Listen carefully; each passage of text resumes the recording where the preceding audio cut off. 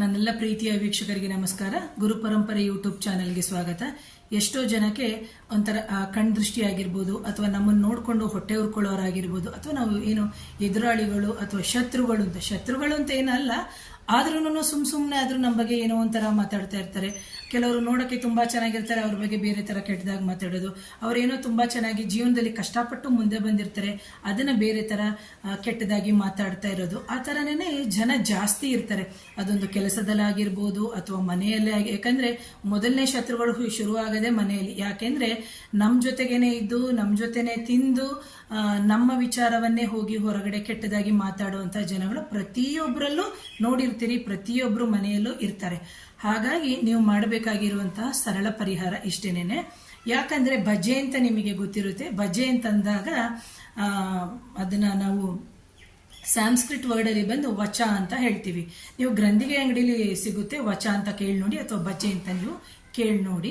So ಅದನ್ನ ಬಂದು ನೀವೇನ್ ಮಾಡ್ಬೇಕಾಗುತ್ತೆ ಅಂತಂದ್ರೆ, ನೀವು ಒಂದು ಕಲ್ಲನ್ನ ತಗೊಳ್ಳಿ. ಕಲ್ಲು ಅಂತಂದ್ರೆ ಮಾಮೂಲಿ ಕಲ್ಲಲ್ಲ, ನಾವು ಗಂಧ ಹರಿತೀವಲ್ಲ ದೇವರಿಗೆ, ಗಂಧ ಹರಿದು ಬಿಟ್ಟು ಏನು ಫೋಟೋಕ್ಕೆ ಇಡೋದು ಅಥವಾ ವಿಗ್ರಹಕ್ಕೆ ಕೀಡುವಂಥದ್ದು ಅಥವಾ ನಮ್ಮ ಮನೆಗೆ ಇಟ್ಕೊಳ್ತೀವಲ್ಲ, ಅದೇ ತರನೇ ಒಂದು ಗಂಧದು ತಗೊಳ್ಳಿ. ಚಿಕ್ಕದಾಗಿರೋದೇ ತಗೊಳ್ಳಿ, ತುಂಬಾ ದೊಡ್ಡದೇನು ಬೇಡ. ಇದನ್ನ ನೀವು ಏನ್ ಮಾಡ್ಬೇಕಾಗುತ್ತೆ ಅಂದ್ರೆ 6 ಗಂಟೆಯ ನಂತರನೇ ನೀವು ಮಾಡಬೇಕು. ಮಂಗಳವಾರ ತಪ್ಪಿದ್ರೆ ಶನಿವಾರನೇ ಈ ಪರಿಹಾರವನ್ನ ಮಾಡಬೇಕು. ಆರಂಭ ಮಾಡೋದು ಮಂಗಳವಾರನಾದ್ರೂ ಮಾಡಿ, ಇಲ್ಲವೇ ಶನಿವಾರನಾದ್ರೂ ಮಾಡಿ, ಬೇರೆ ದಿನಗಳಲ್ಲಿ ಬೇಡ. ಸೊ ನೀವೇನ್ ಮಾಡ್ಬೇಕು, ಆ ಕಲ್ಲನ್ನ ಹಿಂಗ್ ಇಟ್ಕೊಂಡು ಈ ತರ 12 ಬಾರಿ ಆ ಬಜೆನ ಸುತ್ತಬೇಕು. ಆ ನಂತರ ಈ ಬಾರಿ ಅಂದ್ರೆ clockwise and anticlockwise 12 ಬಾರಿ ಸುತ್ತದಾಗ ಏನಾಗುತ್ತೆ, ನೀರ್ ಹಾಕೋಬೇಕು. ನೀರ್ ಹಾಕಿ ಸುತ್ತಬೇಕು. ಅದರಲ್ಲಿ ಏನಾಗುತ್ತೆ ಅಂದ್ರೆ, ಆಗ ಗಂಧದಲ್ಲಿ ನಾವು ಯಾವ ರೀತಿ ತೇದಿದಾಗ ಅದು ಗಂಜಿ ತರ ಗಂಧ ಬಿಟ್ಟಿರುತ್ತೋ, ಅದೇ ತರ ಆ ಬಜೆಯ ರಸ ಆ ಕಲ್ಲಿಗೆ ಅಂಟ್ಕೊಂಡು ಬಿಟ್ಟಿರುತ್ತೆ. ಅಂತಹ ಸಂದರ್ಭದಲ್ಲಿ ನೀವೇನ್ ಮಾಡ್ಬೇಕು ಅಂತಂದ್ರೆ, ಇದನ್ನ ನೀವು ಯಾರು ನೋಡದೇ ಇರುವ ಹಾಗೆ ಬಾತ್ರೂಮ್ ಅಲ್ಲೇನೆ ನೀವು ಮಾಡ್ಬೇಕು. ಬಾತ್ರೂಮ್ ಅಲ್ಲೇ ಮಾಡ್ಬಿಟ್ಟು ಆ ಕಲ್ಲ ನೀವೇನ್ ಮಾಡ್ಬೇಕು, ಇದು ಕಲ್ಲ ಅಂತ ಅನ್ಕೊಳ್ಳಿ, ಈಗ ಕ್ಲೀನ್ ಆಗಿ ಅರ್ದಿದಿರಿ, ಅದನ್ನ ನೀವೇನ್ ಮಾಡ್ಬೇಕು, ಕ್ಲೀನ್ ಆಗಿ ಮತ್ತೆ ಅಲ್ಲೇನೆ ಯಾರು ನಿಮಗೆ, ಕೆಲವರಿಗೆ ಹೆಸರು ಗೊತ್ತಿರುತ್ತೆ, ಕೆಲವರಿಗೆ ಹೆಸರು ಗೊತ್ತಿರೋಲ್ಲ. ಅಂತಹ ಸಂದರ್ಭದಲ್ಲಿ ನೀವು ಮನಸಾರೆ ನೆನೆಸ್ಕೊಂಡು ಆ ಬಜೆನ, ನನಗೆ ಇಂಥವ್ರು ತೊಂದರೆ ಕೊಡ್ತಾ ಇದ್ದಾರೆ, ಇಂಥ ವ್ಯಕ್ತಿಯಿಂದ ನನಗೆ ವಿಷಯ ಬಂದಿದೆ, ನಿಜವಾಗ್ಲೂ ಅವರು ತೊಂದರೆ ಕೊಡೋರಾಗಿದ್ರೆ ನಿಜವಾಗ್ಲೂ ನನಗೆ ಈ ತರ ಆಗ್ತಾ ಇರುತ್ತೆ, ಹಾಗಾಗಿ ಇದರಿಂದ ನನಗೆ ಮುಕ್ತಿ ಸಿಗಬೇಕು ಅಂತ ಹೇಳ್ಬಿಟ್ಟು ನೀವು ತೇದ್ಬಿಟ್ಟು ಏನ್ ಮಾಡಬೇಕು, ಅದನ್ನ ಆ ಕಲ್ಲನ್ನ ಕ್ಲೀನ್ ಆಗಿ ತೊಳೆದ್ಬೇಕು. ಬಜೆನೂ ಕ್ಲೀನ್ ಆಗಿ ತೊಳಿಬೇಕು. ತೊಳೆದ ನಂತರ ನೀವೇನ್ ಮಾಡಬೇಕು, ನಿಮ್ಮ ಕೈ ಕಾಲು ಮುಖ ಎಲ್ಲವನ್ನ ತೊಳ್ಕೋಬೇಕು. ತೊಳ್ಕೊಂಡು ನೀವು ಏನು ಹಣೆಗೆ ಸ್ವಲ್ಪ ಅಥವಾ ತಲೆಗೆ ನೀರನ್ನು ಪ್ರೋಕ್ಷಣೆ ಮಾಡ್ಕೋಬೇಕು. ಯಾಕಂದ್ರೆ ನಾವು ಇದನ್ನ ಏನು ಬಜೆಯನ್ನ ಕಲ್ಲಲ್ಲಿ ತೇದೋದ್ರಿಂದ ಏನಾಗುತ್ತೆ, ನಮ್ಮ ಎಮೋಷನ್ಸ್ ಎಲ್ಲ ಹೊರಗಡೆ ಬರುತ್ತೆ. ನಮ್ಗೆ ಅವ್ರು ಹಿಂಗ್ ಮಾಡಿದ್ರು, ಇವ್ರು ಹಿಂಗ್ ಮಾಡಿದ್ರು. ಯಾಕಂದ್ರೆ ನಾವು ಒಬ್ರೊಬ್ರನ್ನ ನೆನೆಸ್ಕೊಂಡು ನಾವು ಮಾಡ್ತಿರ್ತೀವಲ್ಲ, ಅಂತಹ ಸಂದರ್ಭದಲ್ಲಿ ನಮ್ಗೆ ನೋವು ಸಂಕಟ ಆಗುತ್ತೆ. ರೂಮಿಂದ ಹೊರಗಡೆ ಅಂದ್ರೆ ಬಾತ್ರೂಮ್ ಇಂದ ಹೊರಗಡೆ ಬಂದಾಗ ಆ ನೆಗೆಟಿವ್ ಎಮೋಷನ್ಸ್ ನಮ್ಮ ಫ್ಯಾಮಿಲಿಯವ್ರ ಮೇಲೆ, ಅದರಿಂದ ನಾವು ಬೇರೆ ಯಾರಿಗೋ, ನಮ್ಮ ಮಗನಿಗೋ ಮಗಳಿಗೋ ಗಂಡನಿಗೋ ಏನೋ ಹರ್ಟ್ ಮಾಡ್ಬಿಡ್ತೀವಿ.